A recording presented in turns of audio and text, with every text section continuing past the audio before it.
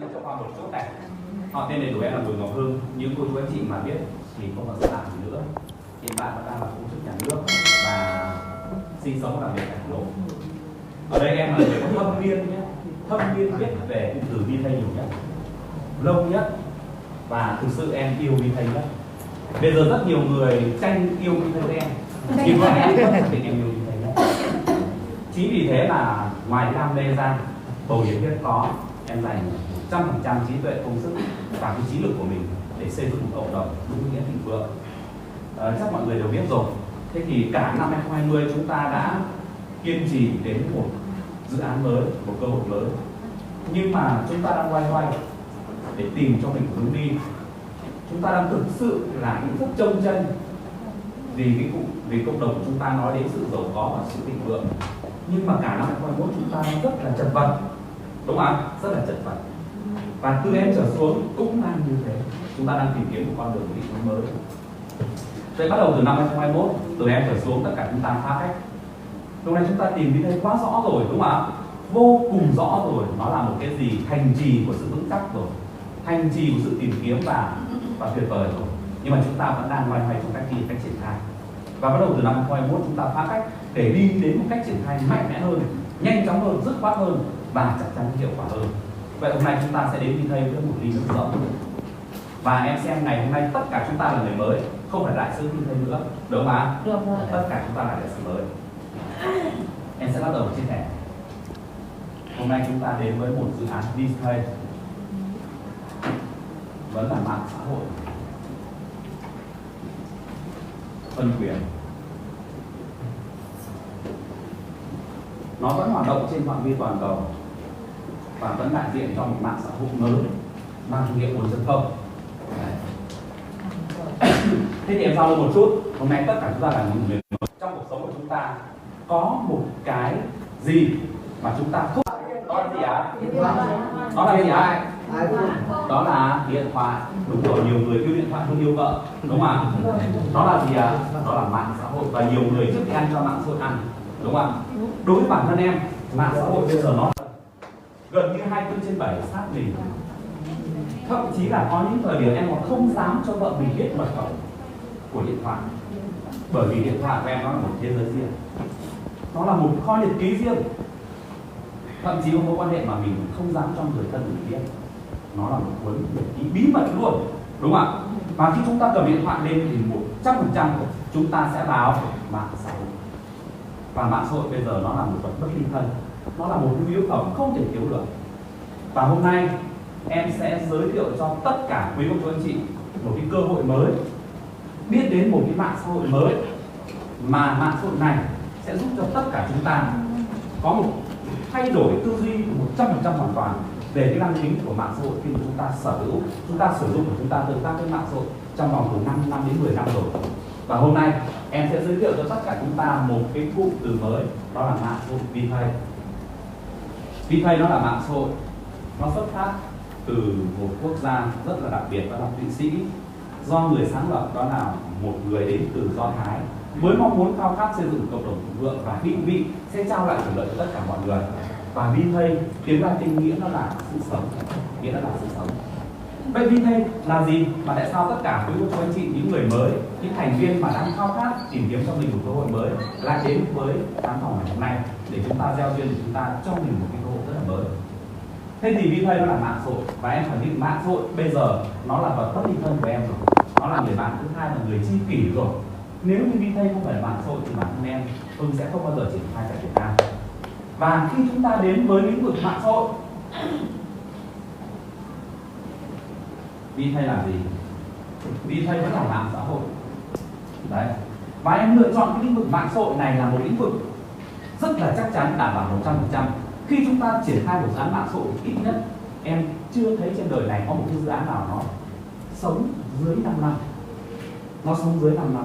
Có nghĩa đã một cái mạng xã hội ra đời, nó cho ra đời nó cho ra xã hội một cái sản phẩm rồi, thì ít nhất 5 năm nó biết khai tử.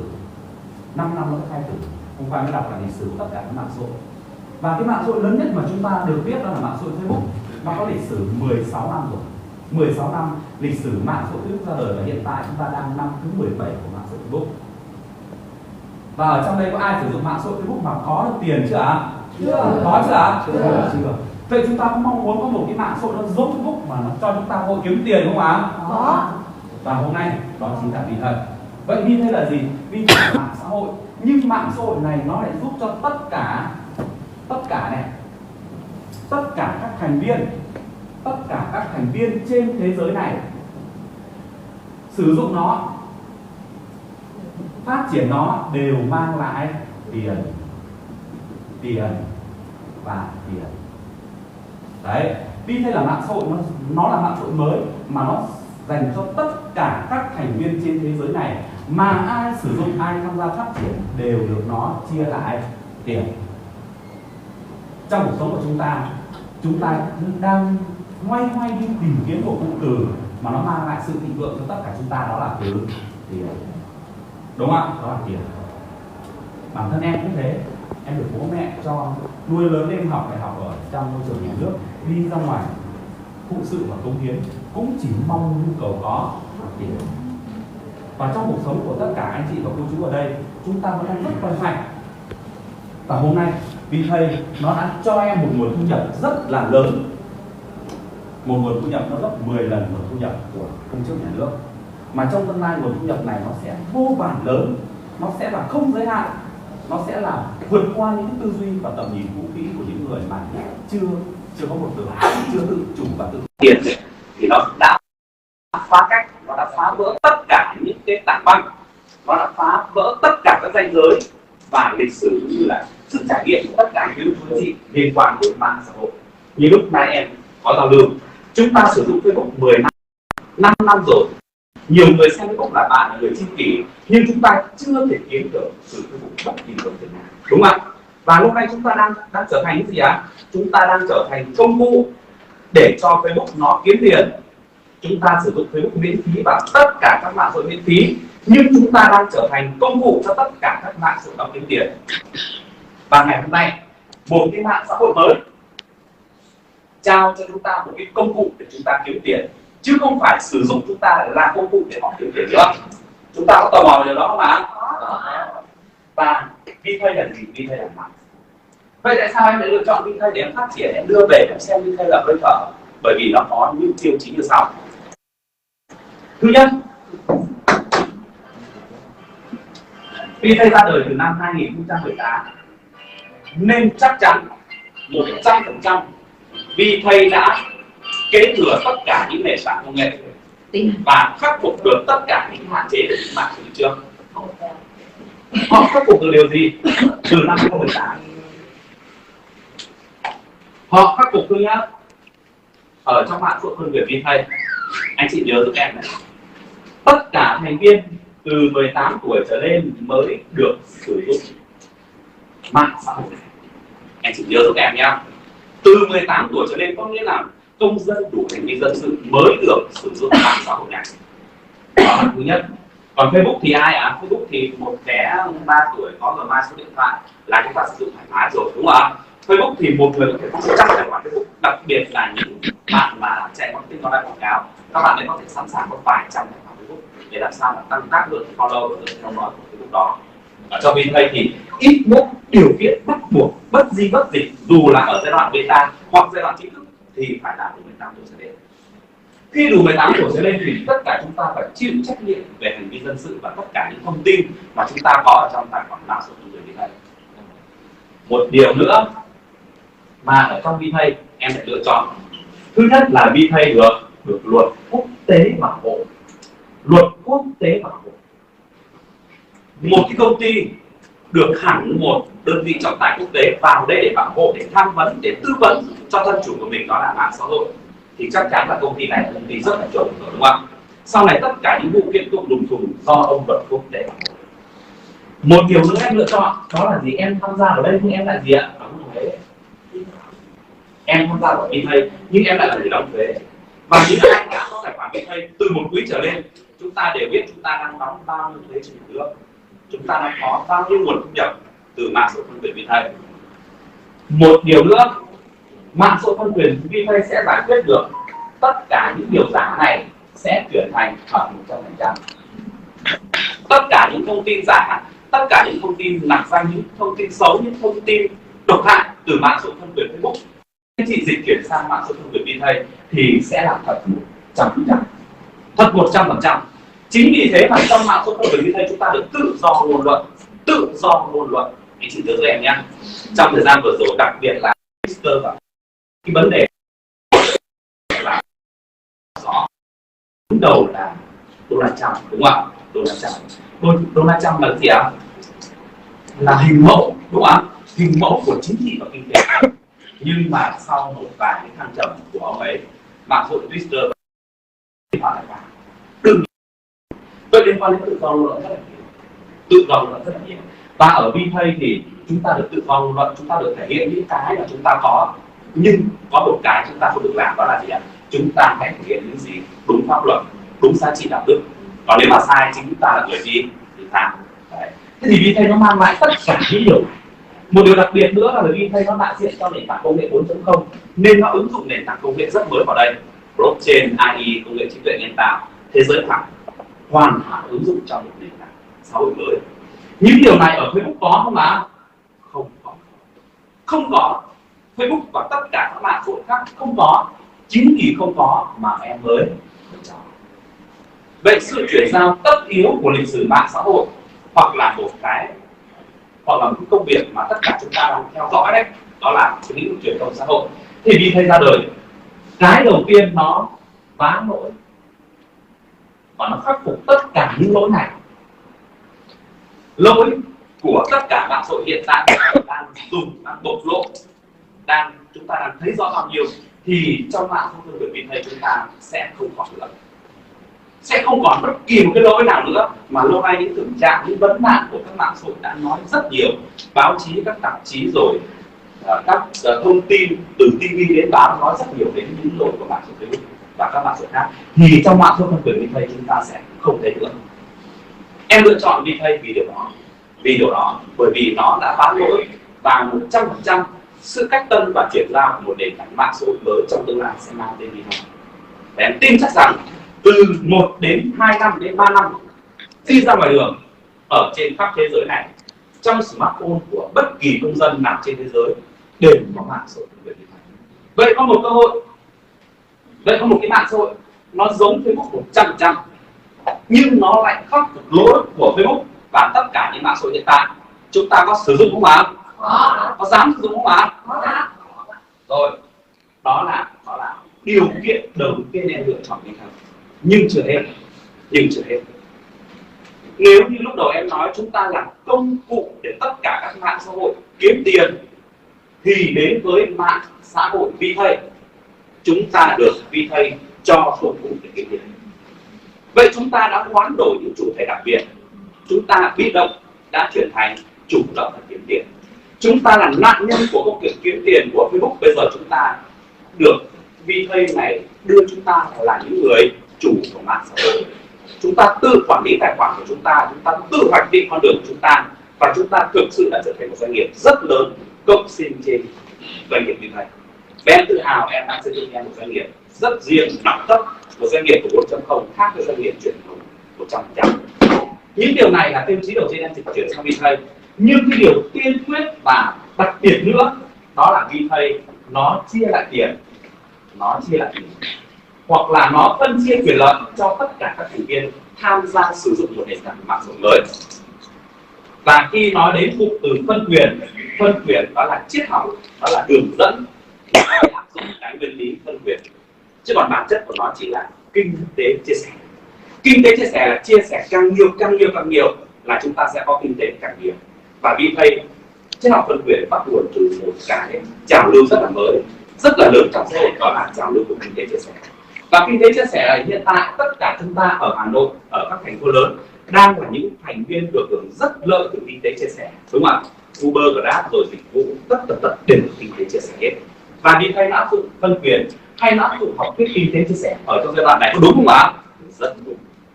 Nếu như VTay nó là mạng xã hội, nó ra đời, nó giống Facebook thì nó chỉ là người đến sau, nó chỉ là người chạy theo chứ không bao giờ người phá cách được. Và trong xã hội bây giờ, những người thành công phải là những người xuất phát từ những ý tưởng điên rồ và đi theo một tư duy nữa. đúng không ạ? Thế thì vì thầy, nếu như nó là mạng xã hội mà nó không có cái chất học phân quyền này thì thế giới này sẽ không chấp nhận nó đâu, đúng không ạ? Không chấp nhận nó đâu. Dù nó bán được lỗi, nhưng nó bán lỗi để làm gì? Hiện tại chúng ta vẫn sử dụng Facebook mà, đúng không ạ? Chúng ta vẫn sử dụng YouTube mà. Cái cơ bản nó đến và nó bị nó là mạng xã hội chia lại tiền. Nên ngày hôm nay tất cả quý chị là người mới nghe em chia sẻ có thể tham gia hoặc không tham gia, nhưng 10 năm sau 100% tất cả chúng ta sẽ tham gia. Và ngày hôm nay chúng ta nghe chia sẻ, chúng ta làm việc, chúng ta đã có tiền, và 10 năm sau chúng ta tham gia chúng ta vẫn có tiền. Vậy nó là mạng xã hội mới 100% định vị nó là mạng xã hội chia lại tiền. Nên 10 năm sau, 20 năm sau, 30 năm sau, 50 năm sau nữa nó vẫn là mạng xã hội chia lại tiền. Facebook và tất cả các mạng xã hội khác nó là mạng xã hội tập trung. Bây giờ nó muốn chia tiền cũng không thể chia được, bởi nó ra đời vì nó hút vốn và mang lại doanh thu của riêng nó. Còn vì thế nó ra đời, nó 100% có học thuyết là chia lại tiền cho mọi người. Mà chính cái cụm từ phân quyền chia lại tiền cho mọi người, nên ở đây ai cũng đặt ra một câu hỏi rất lớn: có thật không? Có đúng không? Chúng ta phải là nạn nhân của nó không? Hay là chúng ta lại mượn công cụ này đi lừa gạt những nạn nhân mới? Bởi vì bản thân em sử dụng mạng xã hội 10 năm rồi nhưng chưa bao giờ em được nhận tiền. Đến thời điểm bây giờ, đến với một cái mạng xã hội mới mà em lại bảo với tất cả các quý chị là chúng ta đến với mạng xã hội này để được nhận tiền, thì đa phần 90% sẽ nói chúng ta lừa đảo, đúng không ạ? Lừa đảo. Vậy khung từ phân quyền này nó rất đúng, nó rất đúng và rất chính xác. Bản thân những ai tham gia, bản thân những cô chú anh chị đã hiểu về vì thầy rồi, thì chúng ta thấy cụm từ phân quyền hoặc chất học phân quyền này là một cái điều vô cùng tuyệt vời, rất chuẩn và rất chính xác. Vậy để chúng ta tham gia vào cái thầy, chúng ta phải xác định chúng ta được gì, chúng ta được gì, và chúng ta nhận được rất nhiều giá trị từ vi thầy như thế nào. Thế thì bây giờ em sẽ cùng với tất cả quý cô chú anh chị mổ xẻ cái cụm từ mới mà trong từ điển của chúng ta lâu nay chưa được cập nhật hoặc chưa có những cái nội dung đầy đủ về cái mạng cái cụm từ phân quyền này.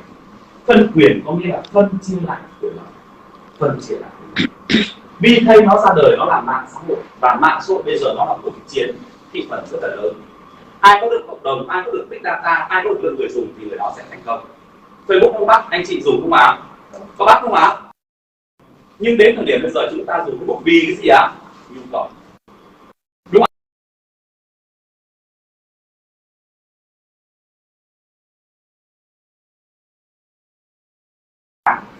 Đó là tình nhu cầu. Nhưng ở VTech nó bắt chúng ta dùng không ạ? VTech có bắt không ạ? Không, nó không bắt chúng ta sử dụng. Nhưng mà nó ra đời nó giống Facebook, nó khác của lỗi Facebook, đương nhiên em sẽ dịch chuyển sang. Bởi vì thêm một cái mạng xã hội mới thì nó không làm ảnh hưởng gì nào hết, đúng không ạ? Nhưng điều đặc biệt mạng xã hội này để giúp chúng ta có thì có tiền. Những ai mà lật lại một chút của lịch sử hình thành nên cái mạng xã hội thì chúng ta thấy là Facebook nó cũng cho chúng ta mua kiếm tiền, nhưng chúng ta bỏ qua, chúng ta không nắm giữ. Bởi vì cái thời đại của năm 2020 ấy, khi Facebook nó phát hành cổ phiếu, nhiều người có tin Facebook thành công không ạ? Có tin không ạ? Không. Nếu mà tin thì chúng ta mua cổ phiếu rồi, đúng không ạ? Nếu mà tin thì 100% chúng ta lao vào chúng ta mua cổ phiếu rồi. Và trong cuộc sống này rất nhiều người nói giá như không biết, đúng không ạ? Và cuối cùng chúng ta trôi đi rất nhiều rồi. Ở VTech chúng ta được VTech trao cho một cơ hội là được tiếp cận với một nền tảng công nghệ mới mà chúng ta mở tư duy ra, chúng ta sẽ khẳng định VTech ra đời thành công là chắc chắn, thành công là chắc chắn. Và nếu như đến thời điểm bây giờ Facebook nó đang trong cái cơn, em vẫn dùng từ trong cơn dậy chết, trong cơn dậy chết. Phong trào tẩy chay Facebook rất nhiều rồi, đúng không ạ? Trên thế giới nó thành trào lưu tẩy chay Facebook rồi, nó bộc lộ vô vàn những hạn chế rồi. Đã có một quốc gia thành công trong cái điều kiện là Facebook, nó là gì ạ? Nó là Facebook. Và bây giờ nó trở thành một trào lưu, nó sẽ thành một cơn bão lan rộng ra phạm vi toàn cầu. Bởi vì nó ảnh hưởng rất nhiều đến nhân loại và những giá trị tốt đẹp của xã hội. Và nếu như Facebook không chịu thay đổi, không chịu cải tổ, thì chính Facebook sẽ đào mồ để chôn nó, đúng không ạ? Chính Facebook sẽ đào mồ để chôn nó thôi. Nhưng nó đang cải tổ, nó đang cải tổ rồi. Nhưng nó cải tổ bao nhiêu thì bản chất nó chia lại tiền chúng ta mà không bao giờ nó chia lại tiền chúng ta. Nó chỉ cải tổ để nó vá lỗi, nó càng vá lỗi, vá chỗ này, một lỗi chỗ kia. nhưng bản chất là nó sẽ không bao giờ chia lại tiền chúng ta, và từ ngày nó khắc phục lỗi nó lại chia tiền.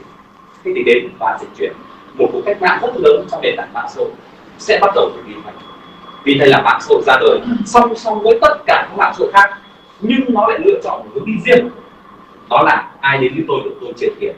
Vậy nó ra đời, nó giơ khẩu hiệu lên là tất cả các thành viên trên thế giới này đến với tôi, tham gia với tôi, sử dụng tôi đều được tôi chia lại tiền.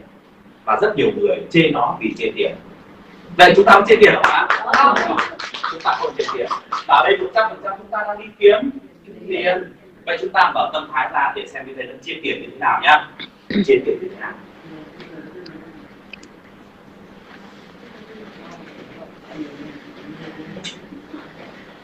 Để có được Facebook như ngày hôm nay, ví dụ chúng anh chị biết rồi, để có được Facebook như ngày hôm nay, Facebook đã trải qua 17 năm, 90 lần bảo trì, hơn 190 lần nâng cấp. Rất nhiều giao diện và tính năng được bồi bổ thêm để cho Facebook ra đời như ngày hôm nay. Vậy một sản phẩm công nghệ ra đời nó phải trải rất lỗi, vá lỗi, thậm chí tạo ra lỗi để nâng cấp, để tạo ra một cái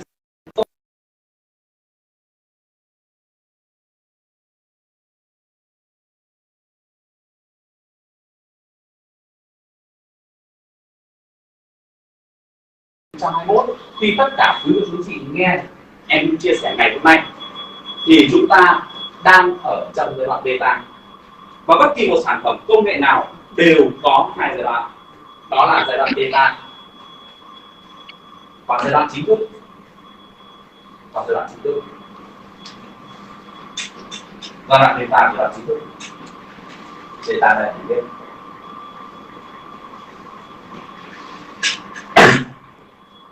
em nói lại một chút beta. Facebook nó cho chúng ta công cụ kiếm tiền nếu như chúng ta không kiếm như thế này. Nếu như bắt đầu từ năm 2010 lật lại quá khứ hình ảnh của Facebook, mà anh chị tham gia, anh chị sử dụng Facebook, anh chị lập ra những cái fanpage, lập ra những cái fanpage của anh chị ấy, sau đó chúng ta biết cách điều hướng cộng đồng vào, thì Facebook nó cũng cho chúng ta công cụ kiếm tiền. Nhưng chúng ta không biết, chúng ta không để ý, đúng không ạ? Bây giờ mà ai là sở hữu những fanpage mà liên quan đến là 100.000 thành viên, 200.000 thành viên, số lượng follow nhiều, cái fanpage anh chị sẵn sàng bán với giá rất nhiều tiền, đúng không ạ? Vậy nó cho chúng ta không kiếm tiền đấy, chúng ta không biết.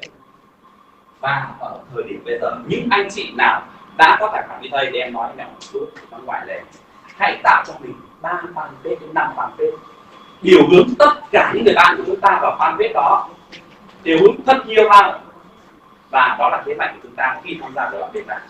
Có rất nhiều người chưa biết là fanpage, có rất nhiều người chưa biết là trang hoàng cho cái fanpage ngôi nhà chung của chúng ta đâu. Nhưng mà ngày đầu tiên Facebook ra đời nó cho chúng ta công cụ kiếm tiền của chúng ta không biết. Có rất nhiều người bắt đầu từ năm 2012 đến 2015 lập rất nhiều fanpage, đưa lượng bạn bè vào đó, và bây giờ nó bán rất nhiều tiền.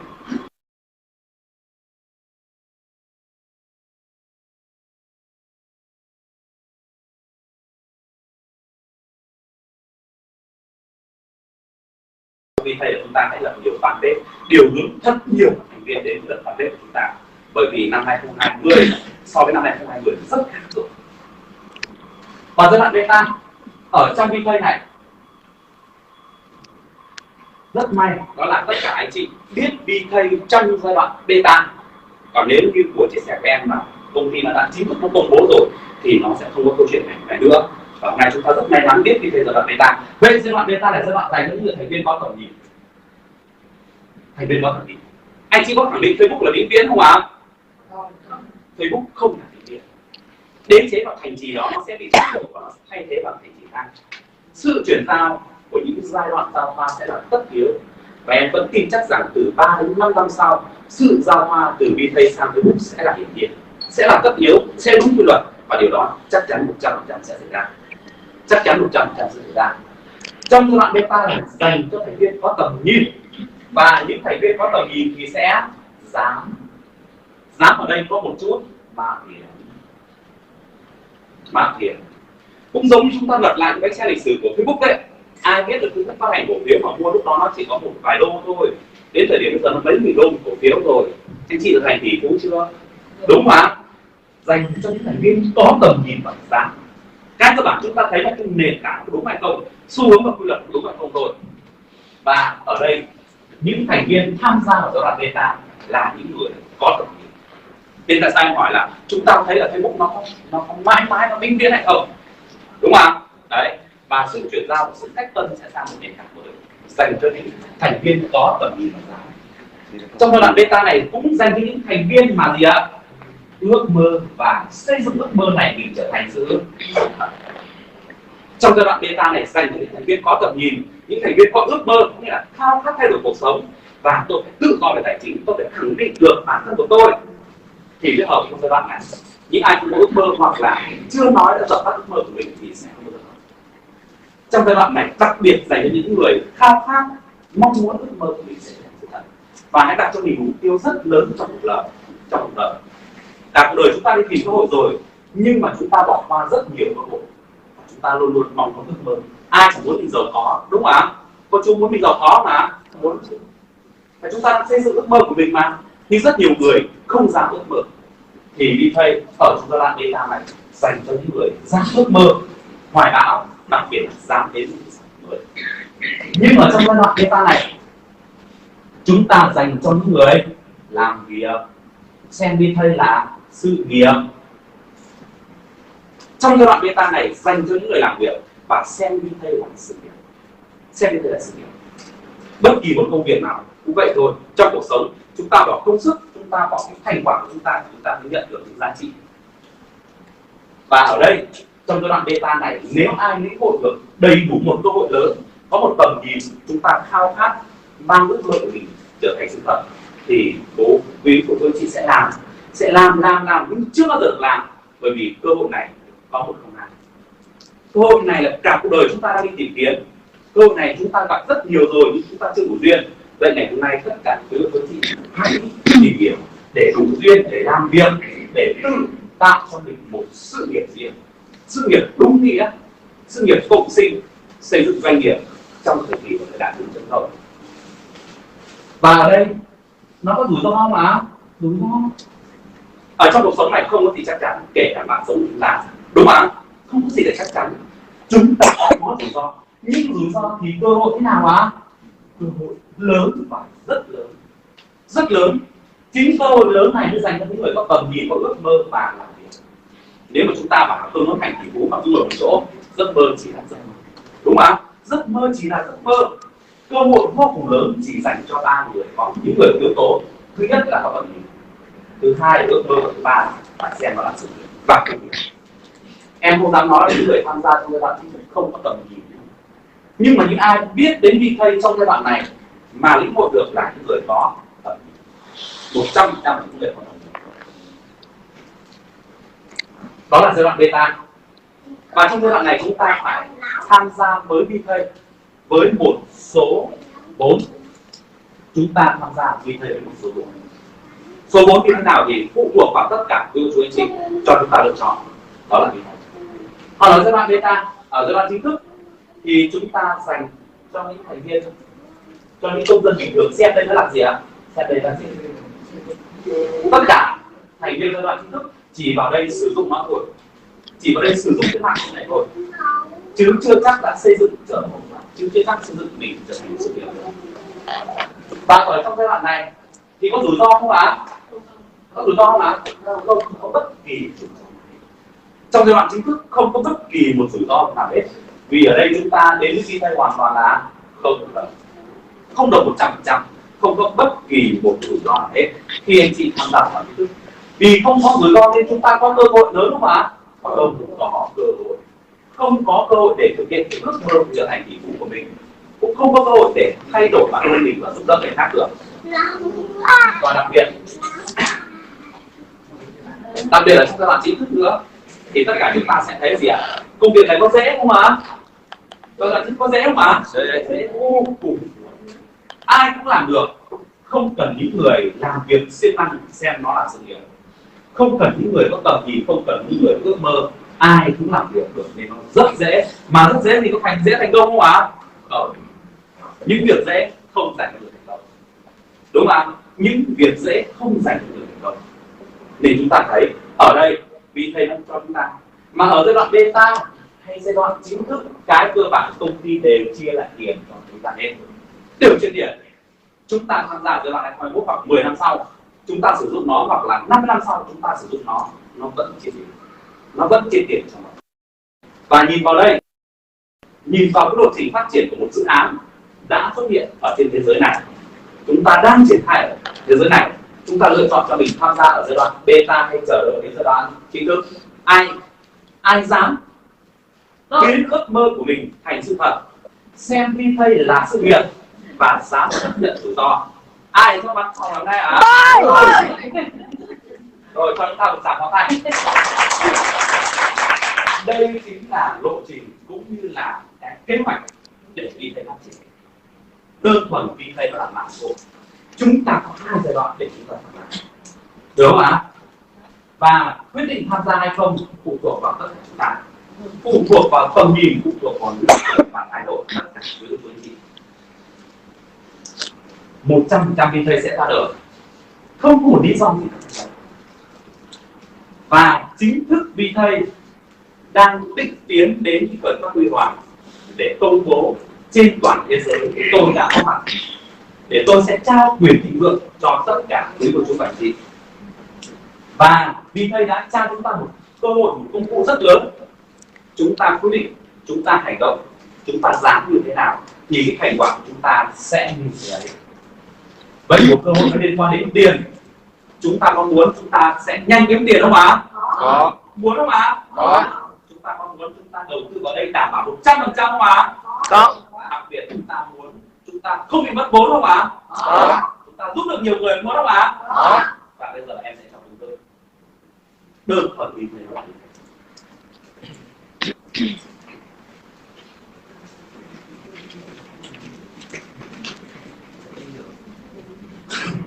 Những người ngồi trong phòng này cố kiếm biệt thự đây nhá.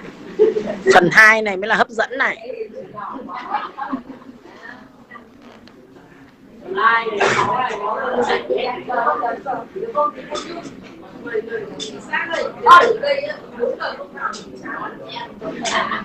Bình tĩnh.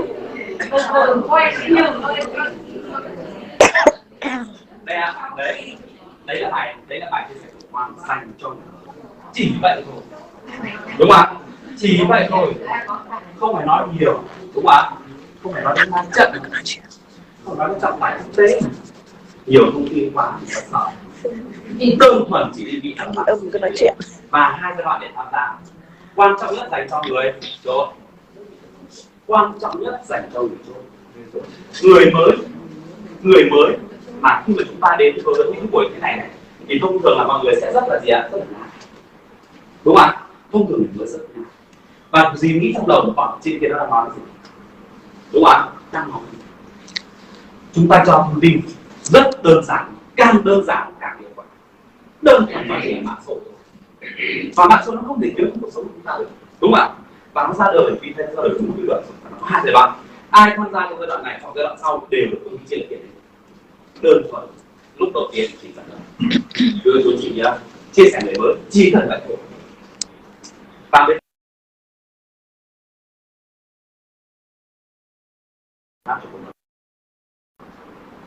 trong năm 2020 tất cả thành viên trong ban điều hành từ em trở xuống chưa đưa ra giải pháp, mới chỉ đưa giải pháp ở lý luận chung, đúng đủ để mỗi người một kiểu, đúng không ạ? Đúng đủ để mỗi người một kiểu. Người đúng nhưng lại không đủ, người đủ nhưng lại không đều, xong cuối cùng mọi người ấy mất lạc, đúng không ạ? Mọi người mất lạc. Vì thế nó cho chúng ta rồi kiếm tiền rồi, và bây giờ người thông minh phải là người lấy được tiền nhiều nhất, đúng không ạ? Người thông minh phải là người lấy được tiền nhiều nhất và người biết được công thức triệt để nhất. Bởi vì chúng ta không làm cái chúng ta làm cái khác, đúng không ạ? Trong cuộc đời chúng ta kiểu gì